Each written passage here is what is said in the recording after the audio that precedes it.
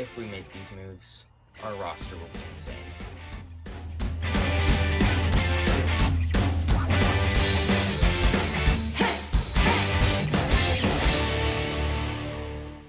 Welcome back to the Team 12 Seattle Seahawks podcast. I'm your host, Team 12, and today we're going to be talking about Antonio Brown and Richard Sherman.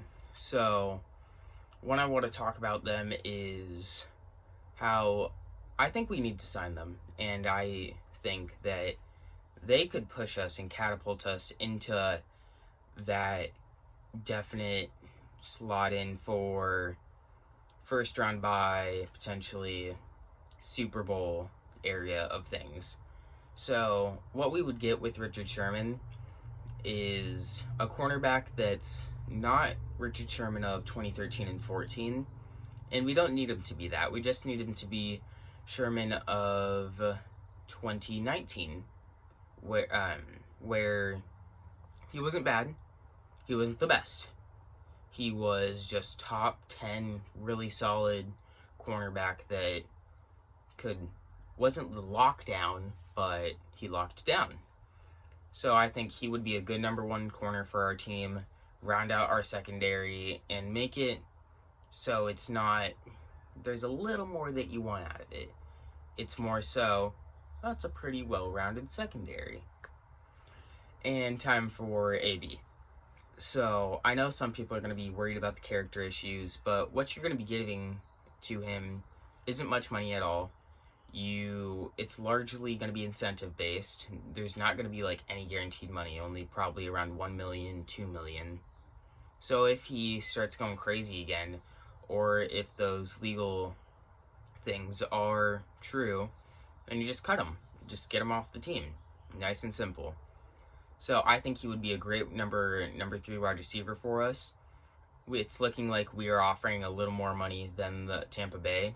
Along with that, his skill set isn't perfect with Tom Brady, because when he was with Big Ben in those prime years, they were both in that high tier prime of theirs, and Big Ben had some mobility to get out of the pocket. He's never been a fast guy, but he's been able to just like push a person over and just get to the side and just heave it downfield to a broken off route by AB for like 40 yards. And that's what Russell Wilson does. He gets out of the pocket. He hasn't have the most mobility that he used to, but he still has a really good amount of mobility.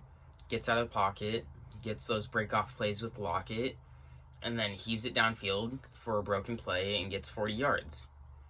Also, it would make it so you have two guys that are slot wide receivers and that can also be deep threats, so people aren't just like, oh, Lockett's their slot guy, he's going to be running slot all the time, we can just put a slot corner on him. They're going to have to respect him. They're going to have to move off of Antonio Brown and Tyler Lockett so it's not press coverage. Then if they are manned up and off the ball and far away from him, like by 5 yards, we'll just run a little curl route, or just go 3 yards forward, turn left, and run. Then you get the ball, and then take 3 steps forward and get 7 yards. Same thing with Antonio Brown. Just do that. And then the second they press up on you, just run a streak route or go for a broken play or do whatever. And you get yards, you get touchdowns, and their skill sets both work amazingly with Russell. And then you have DK that also has to be respected at all costs. That would make our wide receiver unit, in my opinion, the best in the NFL, by far. And then on top of that, you have the offensive line that it's really underrated, in my opinion, at the moment. The only thing that I see that we could do is get maybe Creed Humphreys or Quentin Miners out of the draft for center. And they can also potentially compete for offensive guard positions if Ethan Posick shows out in training camp. And in that case, then you have a really good backup center. You have a guy that can also play offensive guard. And no matter what, you have a really good backup center. So there's really no downside to drafting a center in this draft. That's the only thing that we could really get in the draft, in my opinion, for offensive line. Maybe an offensive tackle for the future, like a Liam Eichenberg that can play right tackle or play offensive guard because he has limited footwork, but could replace Shell since he's on his last year of the contract. But Shell did play really good last year, so I don't expect him to lose his position. And that really, like with Sherman rounding up the secondary with Dunlap, and I keep on forgetting the other guy that we signed, but there's another guy, but we also re-signed Medson Mayoa. Our defense, in my opinion, potentially be top 5 at their best, and at their worst, middle of the road.